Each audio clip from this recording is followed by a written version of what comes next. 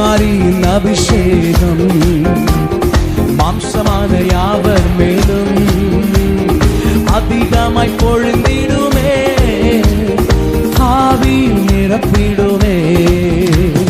பின்மாரியின் அபிஷேகம் மாம்சமான யாவர் மேலும் அதிகமாய் பொழிந்திடுமே, ஆவி நிரப்பிடும். கையை தட்டி சொல்லுங்க பார்க்கலாம். அக்கினியாய் இறங்கிடுமே, அக்னி நாவாக அமர்ந்திடுமே, பெரும் காற்றாக அப்படியே கண்களை மூடி கை தட்டி ஜீவ நதியாக பாய்ந்திடுமே.